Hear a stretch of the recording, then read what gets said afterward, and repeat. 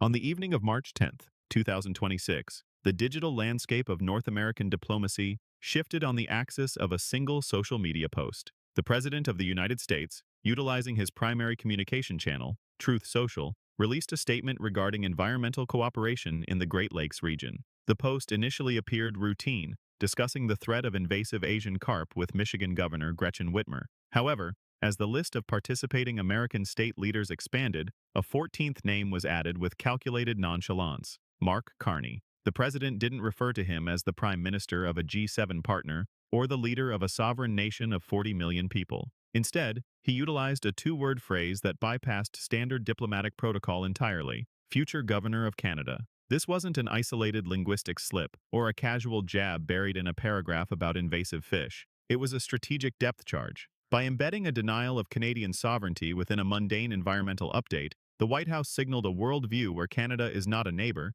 but a subordinate administrative district. What Washington did not anticipate, however, was that Mark Carney, the technocrat-turned-leader, had already prepared a response written not in words, but in steel, ice, and massive capital allocations. To understand the weight of the March 10th post, one must recognize that this rhetorical pattern has a long and deliberate history. The label of governor was first test-driven against Carney's predecessor, Justin Trudeau, during the fraught final months of his administration. By the time Carney took office in the spring of 2025, the phrase future governor of Canada had become a recurring motif in the president's social media repertoire. The choice of the word governor is a masterclass in semantic erosion. In the American federal system, a governor is an administrator of a sub-national territory, a figure who manages local affairs while remaining subject to a central sovereign authority. By consistently applying this title to a Canadian Prime Minister, the White House is engaged in a form of rhetorical annexation. It suggests that Canadian sovereignty is not an immutable fact of international law,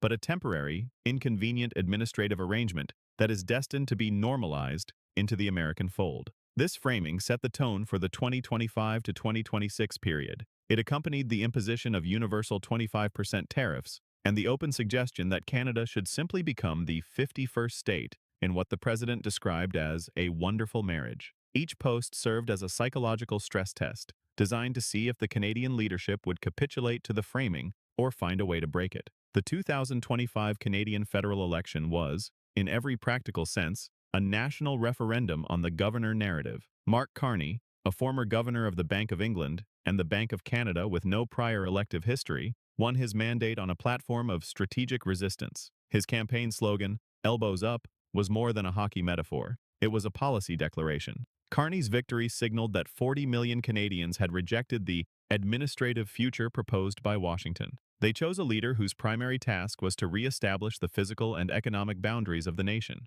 Yet, despite the clear democratic mandate, the insults from Truth Social continued. This revealed a fundamental disconnect. Washington viewed the Canadian election as a minor internal reorganization, while Ottawa viewed it as a declaration of independence. The strategic challenge Carney faced was immense. How does a middle power respond to the sovereignty trolling of its primary trade partner? If the Prime Minister fires back with equal vitriol, he risks a trade war escalation that could cripple the Canadian economy. If he remains silent, he risks appearing to accept the governor status. Carney's chosen path, composure with consequences, was first glimpsed in January 2026, when he dismissed the jabs with a simple, "I can handle it." The definitive answer to the March 10th governor post arrived precisely 48 hours later, and it didn't come from a social media platform. On March 12, 2026, Carney stood in Yellowknife, in the heart of Canada's Northwest Territories, to announce the most significant military expansion in Canadian history. The $35 billion plan to modernize Canada's Arctic defense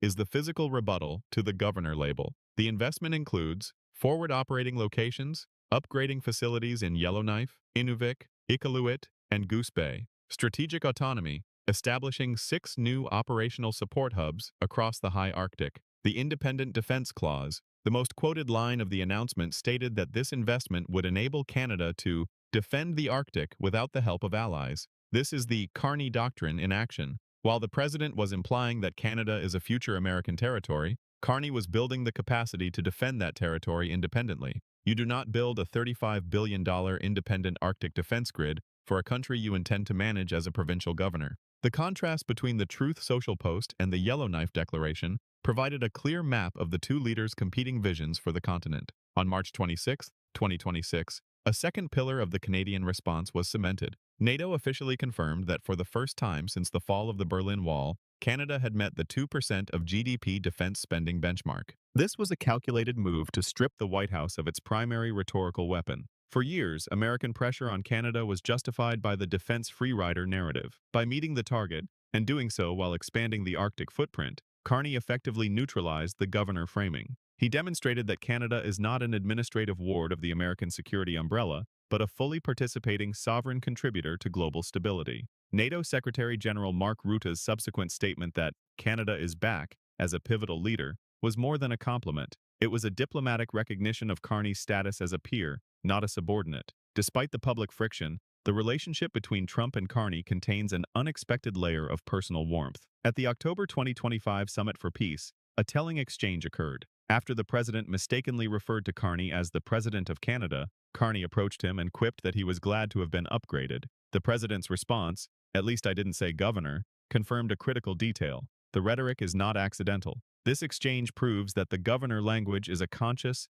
tactical tool. The president understands that the word is a provocation. This makes Carney's measured response even more necessary. By maintaining a civil, functional private relationship while executing hard-nosed sovereign policies, Carney is attempting to navigate the transactional era of North American trade without suffering the sovereignty tax of annexationist rhetoric. The governor narrative is not without real-world economic casualties. A financial analysis published in March 2026 highlighted the emergence of what economists call the uncertainty tax, investment paralysis. Roughly 16% of Canadian exporters have delayed expansion plans due to the unpredictability of the border relationship. Monetary cushioning. The Bank of Canada was forced to cut interest rates to 2.75%, specifically to buffer the economy against the volatility created by American trade threats. Wage stagnation. Outside of the pandemic era, 2025 saw the weakest wage growth since 2016 as businesses braced for a potential USMCA collapse. Every social media post that frames Canada as a future American territory adds a layer of risk that investors must price into their decisions. This is the subordination surcharge. For Carney, defending sovereignty is not just a matter of national pride. It is an economic imperative to ensure that Canadian businesses can operate with a predictable horizon. All of these developments, the Arctic defense spend, the NATO milestone, the trade diversification deals in Asia and Europe, are ultimately dress rehearsals for the July 2026 USMCA review. This is the arena where the governor narrative will face its defining test. The White House has signaled that it expects to dictate terms to a subordinate partner. Canada, under Carney, has spent a year building the leverage to ensure that the negotiation is between sovereign equals. Canada enters the July review with a formidable scorecard. 1. 12 new trade agreements, reducing dependency on the U.S. market. 2. Arctic sovereignty, a physical and military commitment to the high north. 3. Positive approval ratings. Carney holds a plus 22% favorability rating, giving him the domestic political capital to hold the line during a prolonged standoff. While Canada still sends 70% of its exports south, it is no longer waiting for a blessing from Washington. It is building an alternative future as a pivot power, a nation that is deeply integrated with the U.S., but no longer entirely dependent on its goodwill. The words, "Future Governor of Canada," posted on a Tuesday in March between paragraphs about invasive carp, tell a story of a great power attempting to redefine its neighbor. It is a story of expected compliance and linguistic annexation. But the reality of the last 12 months tells a different story. It is a story of a prime minister who answers social media posts with defense budgets and rhetorical jabs with international alliances. Mark Carney has proven that you do not need to win a war of words on Truth Social to win the war of sovereignty on the ground. As the July review approaches, the world will finally see if the governor rhetoric was a statement of fact or merely a failed attempt to bully a nation that had already found its own way.